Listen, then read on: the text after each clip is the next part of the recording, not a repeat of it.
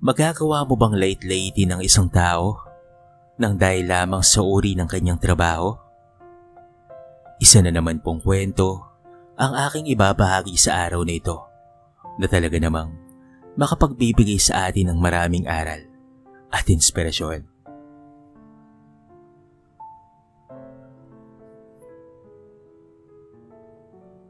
Bago pa sumikat ang araw, gising na si Mang Resty. Bitbit ang maliit na timba ng yelo at ilang kilong isda. Naglalakad na siya palibot sa kanilang barangay. Suot ang kupas na sando at pantalong may bahid na ng lumang pawis. Hindi alintana ang pagod at layo ng nilalakad. Naglalako siya ng isda. Sumisigaw sa labas ng mga kabahayan habang nilalampasan ang mga bahay na may malalaking gate at bagong sasakyan. Kabilang narito ang kay Mang Celso, isa sa mga kapatid niyang nakapag-abroad at ngayon ay may sarili ng negosyo. Aba Resty, akala mo hindi ka nauubusan ng isda, baka naman binababad lang sa yelo yan ha? Biro ni Mang Celso habang nakangisi sa mga kumpare. Tumawa ang iba, pero si Mang Resty pinili na lamang ng ngumiti at tumango. Sanay na siya sa mga patutsada. Hindi naging madali ang buhay niya mula nang pumanaw si Aling Teresa, ang asawa niyang minahal ng buong puso. Mag-isa niyang itinaguyod ang anak nilang si Lance. Ang kita sa pagbebenta ng isda na minsan ay kulang pa sa isang araw na pagkain ay pinambayad niya lamang sa matrikula at pamasahe ni Lance. Kahit walang natitira para sa kanyang sarili, basta't may baon ng kanyang anak ay ayos na sa kanya. Samantala, si Lance ay laging masigasig sa pag-aaral.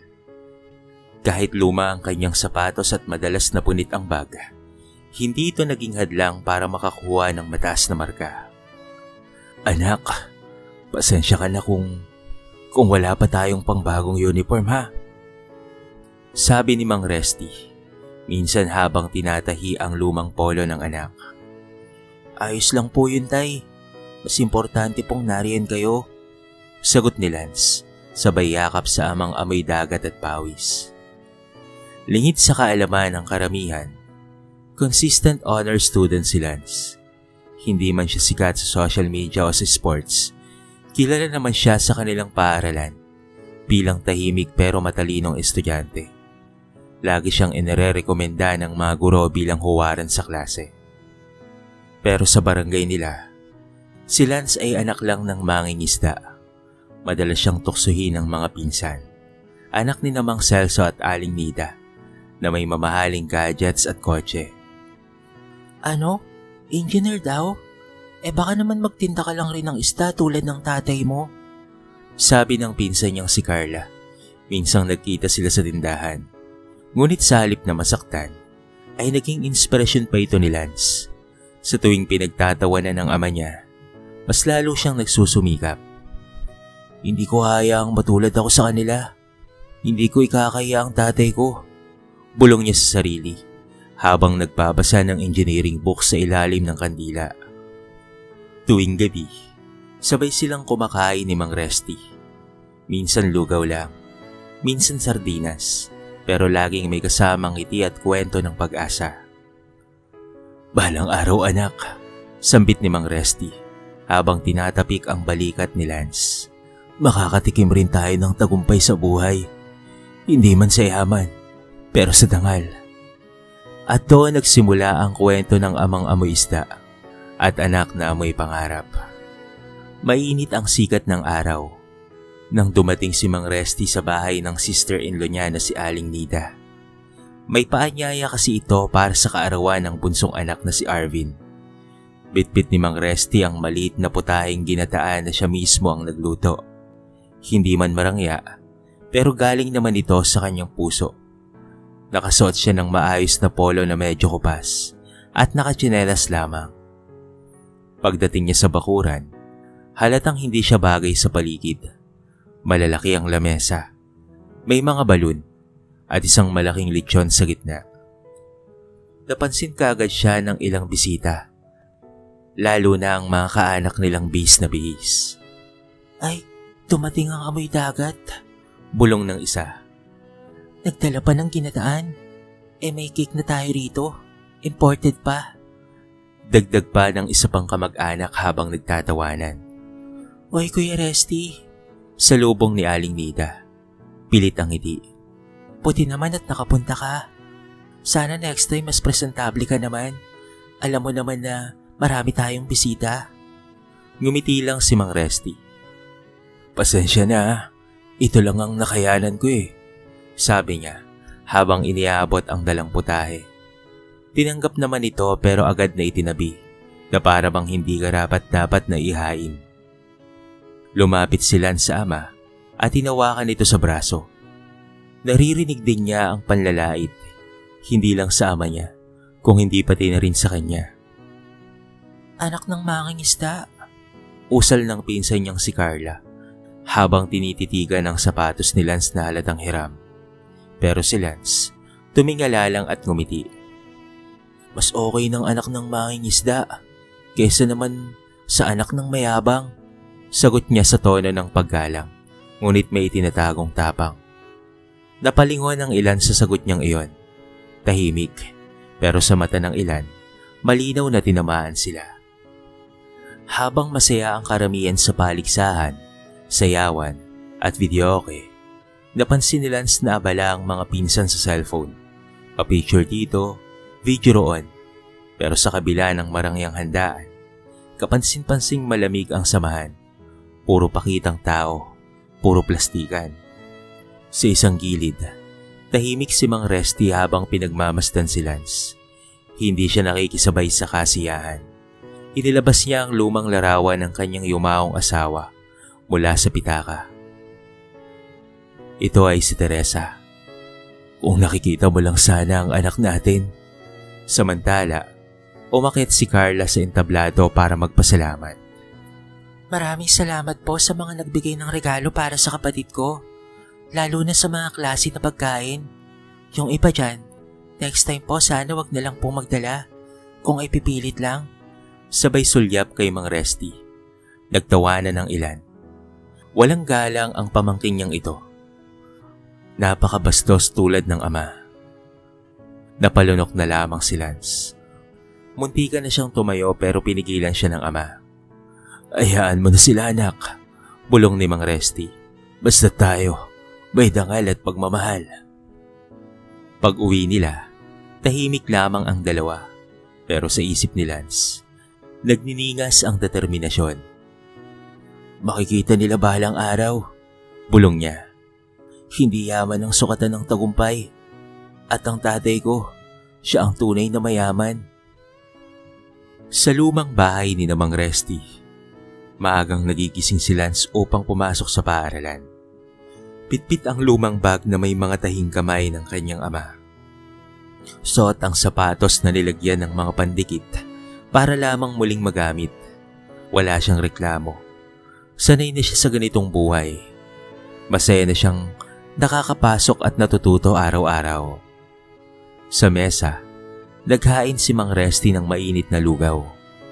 Anak, ito lang muna tayo ngayon ha. Sabay abot ng mangkok. Tumango lamang si Lance, sabay ngiti sa kanyang ama. Basta't may laman ng tiyan tay, laban lang. Habang nasa klase, pansin ng mga guro si Lance, aktibo sa talakayan. Palaging handa.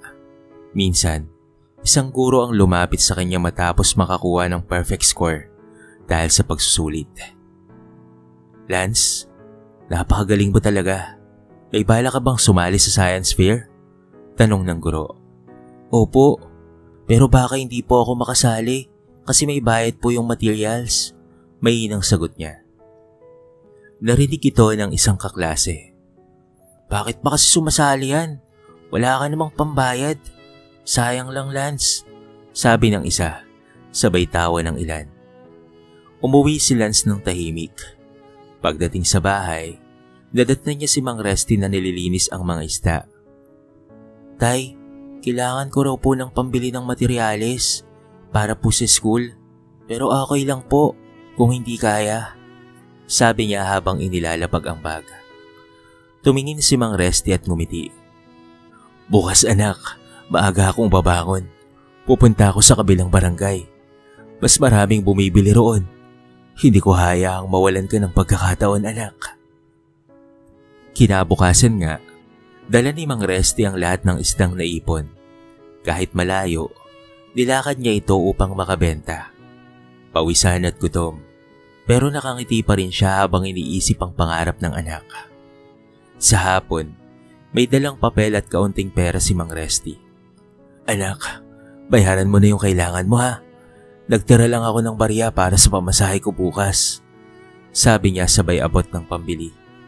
Niyakap siya ni Lance, mahigpit. Tay, salamat po. Hindi ko kayo bibiguin. At dumating na nga ang araw ng science fair. Ang proyekto ni Lance, gamit ang recycled materials, ay humakot ng atensyon. Imbes na gumamit ng mahal na materyales, ginamit niya ang lumang lata, wire ng sirang radyo, at mga peraso ng kahoy. Paano mo naisip to? Tanong ng hurado. Sapat na po ang talino't tiyaga. Kung kulang ka sa yaman, sagot ni Lance. Dahil doon ay nagwagi siya, ipinagmalaki siya ng paaralan. Ngunit sa kanilang barangay, hindi pa rin siya pinapansin ng mga pinsan niya. Science fair lang yan, wala yan sa college, sambit ni Junjun, ang anak ni Mang Celso. Ngunit lingid sa kanilang kaalaman, si Lance ay nakapasa sa entrance exam ng isang kilalang universidad. Scholar, libre ang tuition at may allowance pa. Pag-uwi, halos lumuwa si Mang Resty sa balita. Makakapasok ka na anak. Salamat talaga sa Diyos. Sa simpleng lugaw na almusal, lumalawak ang pangarap at sa likod ng bawat tagumpay ni Lance, naroon ang ama. May amoy mang isda, ngunit may pusong mas malinis pa sa dagat. Sa unang araw ng klase sa universidad, hindi maiwasang mangamba ni Lance. Malayo ang paaralan. Puro banyagang mukha at mayayamang estudyante. Suot niya pa rin ang parehong polo at slack na inipon pa ni Mang Resty para ito'y mapatahi lamang. Wala siyang cellphone na bago, laptop man lang, o branded na gamit. Pero ang puso niya ay punong-puno ng pag-asa. Kayang-kaya mo yan anak, sabi ni Mang Resty habang hinahatid siya sa terminal. Pag-aralan mo lang kung papaanong makihalubilo sa kanila ha. Hindi mo kailangang maging kagaya nila anak. Tumango si Lance. Ngiti ng may kaba. Pitpit ang baon na niluto ng ama. Tinapay at piniritong itlog na binalot sa papel. Sa eskwelahan, kapansin-pansin ang kaibahan niya sa iba. May isa pang pagkakataon na nahiya siya habang nasa library at lumang notebook lamang ang gamit niya. Old school ka ba? Biro ng ilang kaklase na may tablet. Hindi po, practical lang, sagot niya sabay ngiti. Pag-uwi ay pagod na pagod si Lance, dala ang mabibigat na aklat. Ngunit hindi niya iyon ininda nang makita ang ama niyang pagod sa kakatinda. Kamusta ang unang araw anak? Tanong ni Mang Resty habang iniabot ang baso ng tubig. Medyo mahirap tay. Pero kakayanin po, sagot ni Lance. Napilit ang ngiti. Habang gabi na at lahat ay tahimik, naupo si Lance sa gilid ng kama. Hawak ang lumang larawan ng kanyang ina. Ma, sana nandito ka. Pero huwag kang mag-alala. Si tatay, siya ang dahilan kung bakit hindi po ako sumusuko. Lumapit si Mang Resty at naupo sa tabi niya. Alam mo anak, hindi ako perpekto. Hindi ko man naibigay ang karangyang kailangan mo. Sinikap kong ibigay ang nararapat para sa iyo, anak. Napaluha si Lance. Tahimik. Tay, minsan naiingit ako sa iba. Pero kapag naisip ko kayo, alam kong mas blessed pa rin po ako kaysa sa kanila. Ikinuwento ni Mang Resty kung papaano siyang iniwan ng mga kaibigan noong nabalo. Papaano siya tiniis ng mga kapatid. At kung papaanong sinakripisyo niya ang sariling kaginhawaan para mapalaki si Lance. Hindi ko ginusto ang buhay na ganito, anak. Pero kung ang kapalit ay ikaw na may pangarap, tatanggapin ko pa rin, sabi niya, baka sa mukha ang bigat ng mga taon. Niyakap siya ni Lance, mahigpit, at sa yakap na yon, parang napawi ang lahat ng pangungutya, sakit at pagod. Kinabukasan, bago pumasok si Lance, iniabot ni Mang Resty ang baon. Anak, wala tayong masarap ngayon ha. Pero may nilagay akong munggo sa kanin. Pampalakas ng utak, anak, sabay kindat nito. Sabay silang tumawa. Sa ilalim ng matinding araw, habang si Mang Resty ay muli nang naglalakad hawak ang timba ng isda, at si Lance naman ay papasok sa klase sa gitna ng mga maikaya. Dalawa silang lumalaban sa buhay. Magkaibang mundo, pero iisa ng layunin. At sa bawat gabi ng luha, sumisilip ang umagang may dalang pag-asa. Habang patuloy na nagsusumikap si Lance sa universidad, hindi may kakailang unti-unti siyang napapansin ng mga propesor at maging ng mga estudyante. Sa kabila ng simpleng itsura at kakulangan sa material na bagay, kapansin-pansin ang kanyang katalinuhan at kababaang loob. Isang araw, kinanap ang isang academic recognition sa kanilang paaralan.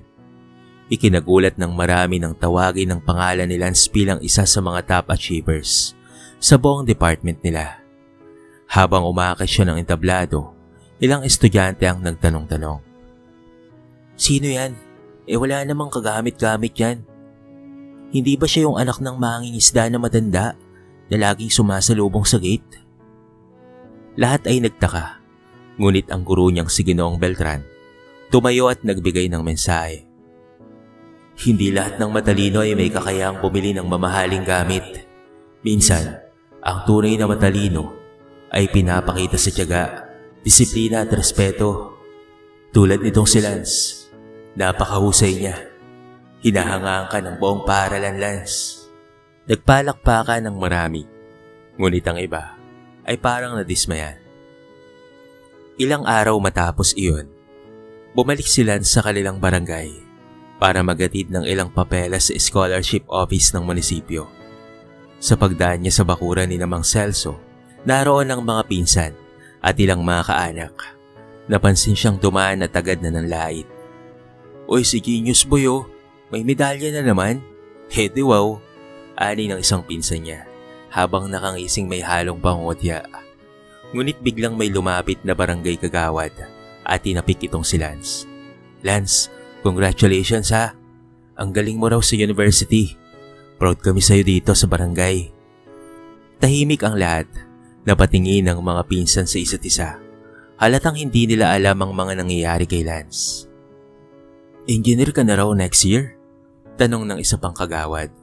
Opo, graduating na rin po ako. Sagot ni Lance, may hinang tinig. Baka sa mukha ni na Carla at Junjun ang pagkagulat.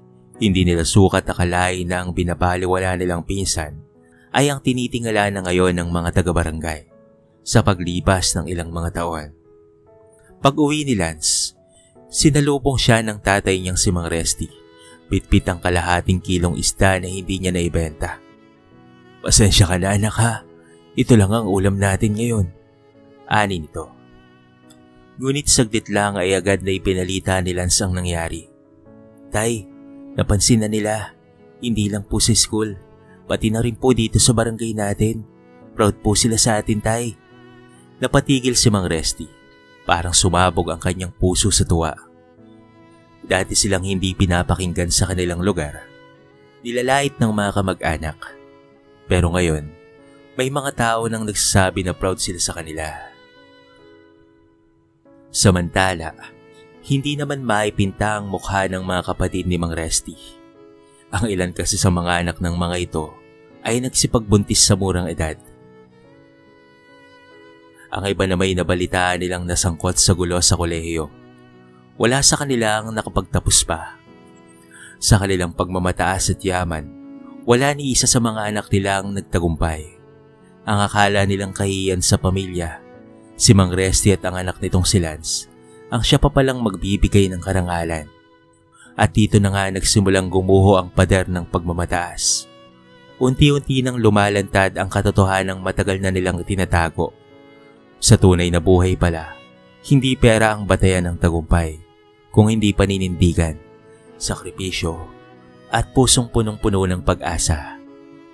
Lumipas ang taon, dumating na ang araw na pinakihintay ni Lance. Ito ay ang kanyang pagtatapos. Isang malaking okasyon ito sa buong universidad, at lahat ay abala sa paghahanda. Ang mga estudyante ay abala na nagpapaayos ng kanilang mga buhok, nagsusukat ng toga, at nagre-rehearse ng kanilang graduation speeches. Habang ang iba'y may entourage ng magulang na nakabarong at long gown, si Lance ay simpleng sinamahan ni Mang Resty. Suot ng matanda ang lumang barong na ipinaayos pa niya kay Aling Rosa, ang mananahi sa kanto. May kaunting lamat na sa manggas at medyo amoy isda pa rin ito kahit ilang ulit ng nilabhan. Pero baliwala lamang ito sa mag-ama. Nang dumating sila sa venue ng graduation, agad silang napansin ng ilan. "Bakit parang amoy palengke dito?" tanong ng isang estudyante sabay singhot. "Baka yung matandang may dalang supot ng sapatos," pulong ng isa, sabay sulyap kay Mang Resty. Hindi lingid kay Lance ang mga bulong-bulungan at tawanan. Nakita niyang nakatungo ang ama at parang nahiya, pero agad siyang lumapit. Hinawakan nito sa balikat at sinabing, "Tay, ako ang pinaka-proud na anak sa buong batch na to. Hindi ako magtatapos kung wala po kayo." Napangiti si Mang Resty. Pilit niyang pinigil ang luha. Sa loob ng hall, isa-isang tinawag ang mga graduates. Nang marinig ang cum laude, Lance de la Vega, ay sumabog ang palakpakan. Tumayo si Lance at inakay si Mang Resty doon sa entablado para isabit ang kanyang medalya. Sa sandaling iyon, huminto ang bulong-bulungan. Maraming napatingin sa matandang magulang na may mga kalyo sa kamay. Nangingitim ang mga kuko at may bahid pa na tuyong amoy ng dagat. Ngunit sa mga mata ni Lance, ito ang pinakamakisig na lalaki sa buong mundo. Ilang sandali pa'y umakyat na si Lance sa entablado para sa kanyang graduation speech bilang isa sa mga top graduates. Taimtim ang katahimikan ng buong bulwagan.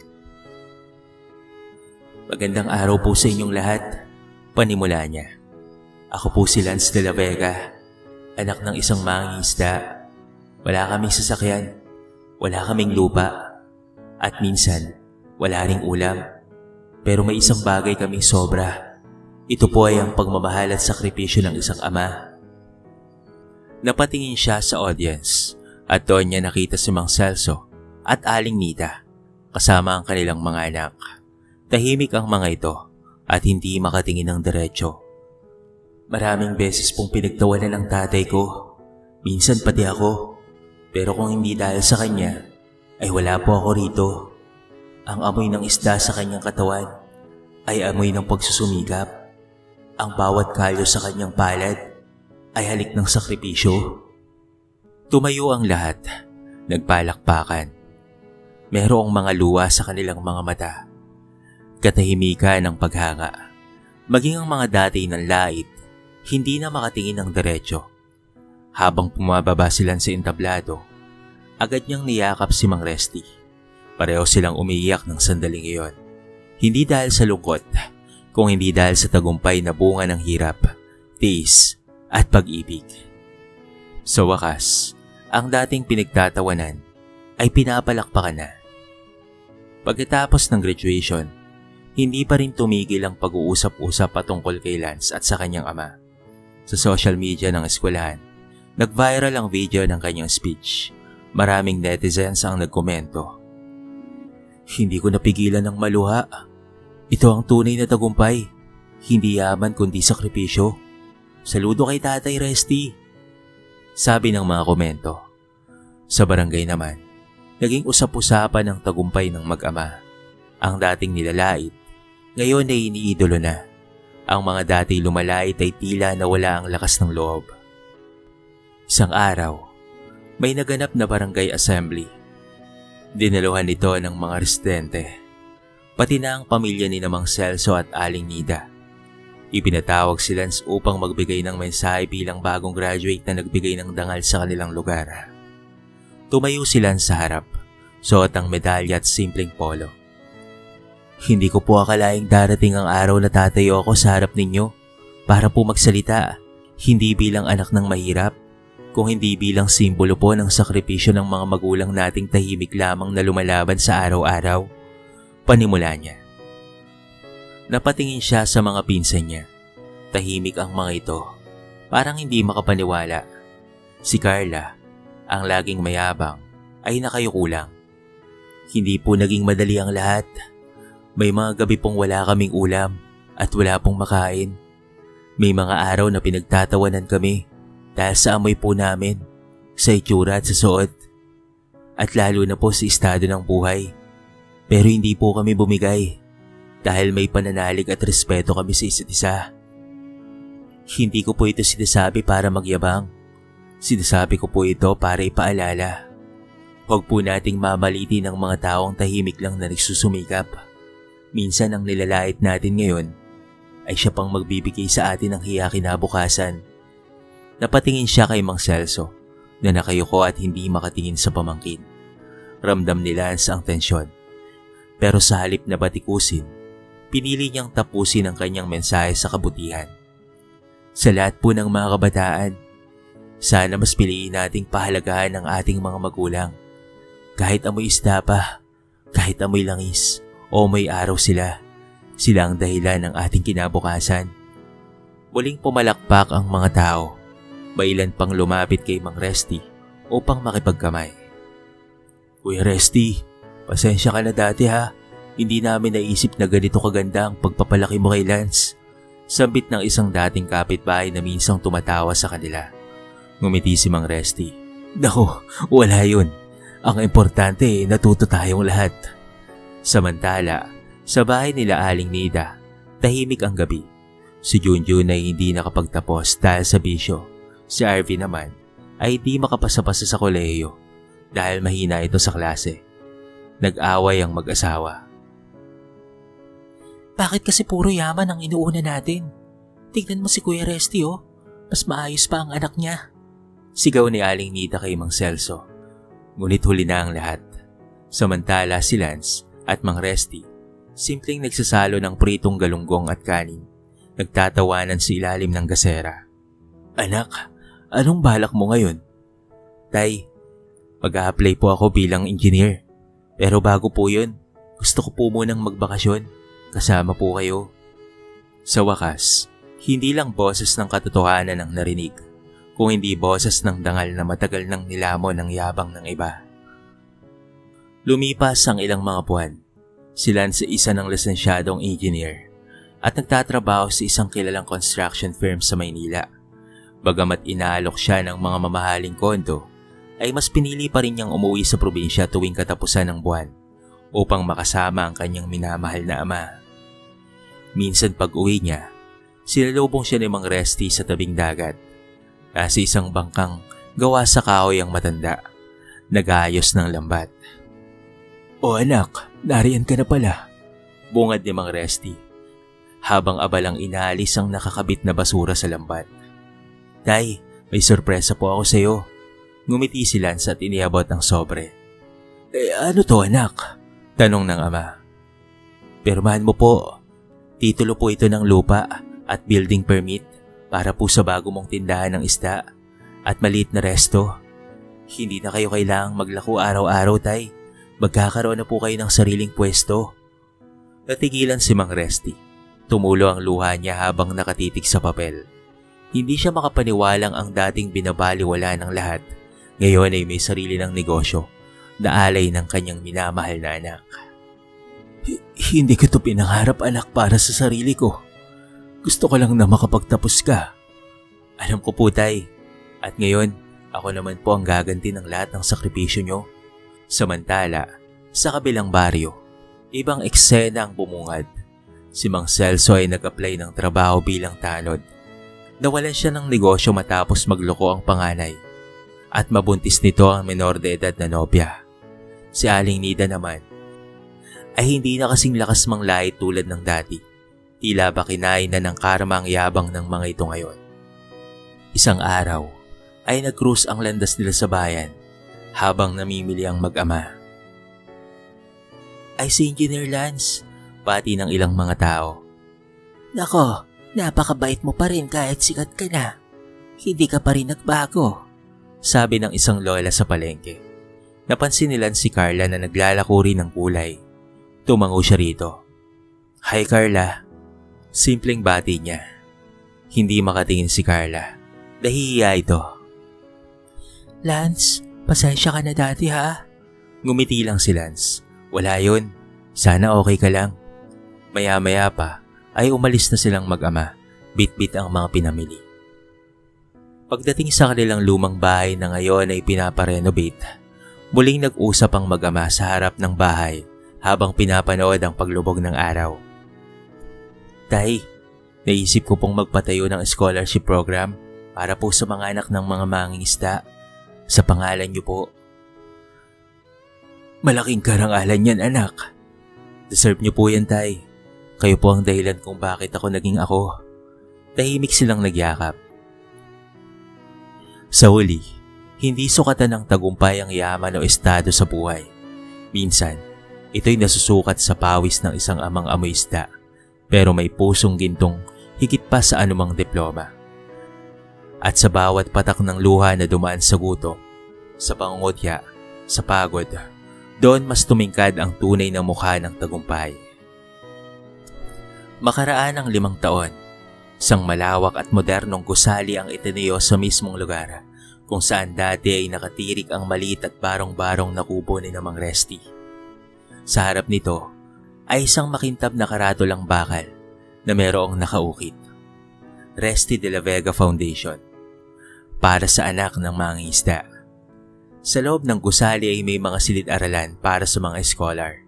Maliit na museo na nagpapakita ng kasaysayan ng pangingisda sa kanilang bayan. At isang silid na puno ng litrato ni Mang Resty at Lance mula sa araw na naglalako sila ng isda hanggang sa araw ng kanyang graduation. Kinukunita taon-taon ang araw ng mga manggagawang bayan kung saan binibigyan pugay ang mga tulad ni Mang Resty, mga simpleng tao ngunit dakila ang puso. Isang gabi habang magkasama ang mag-ama sa tabing dagat, nagsalita si Lance. Tay, hindi niyo po siguro inakala na ang pawis niyo dati ay magiging dahilan ng pag-angat natin. Maraming salamat po sa sakripisyo niyo, Itay. Dahil kung hindi po dahil sa inyo, ay wala po ako sa kinatatayuan ko ngayon. Naku anak, huwag ka lang magpasalamat sa akin. Magpasalamat ka sa Panginoon at pati na rin sa sarili mo. Dahil kung hindi ka nagsumikap, talaga namang hindi mo maaabot ang mga pangarap mo. Masaya ako sa narating mo anak. At ikinararangal kita. Proud na proud ako sa iyo anak. Nagyakap ang mag-ama. Masaya silang tumingin sa langit at pinagmasdan ng mga bituin. Kung narito lang ang nanay mo ngayon, alam kong magiging masaya siya at proud din sa iyo anak. Mahal na mahal ka namin. Dito na nga po nagtatapos ang ating kwento sa araw na ito. Sana po ay nagustuhan nyo. Kayo mga kabarangay, anong aral ang inyong napulot sa ating kwento sa araw nito? I-comment nyo naman sa baba ang inyong mga reaksyon at babasahin natin ang lahat ng yan. I-comment nyo na rin kung taga-saan kayo para naman malaman ko kung hanggang saan nakaabot ang video na ito. Paki-like and share na rin ang ating kwento para mapakinggan rin ng iba. At kung bago ka pa lamang sa ating channel, baka naman pwedeng pakihit ang subscribe button at bell notification button para palagi kang updated sa mga bago nating upload na katulad nito. So paano mga kabarangay? Hanggang sa muli, thank you so much and peace out.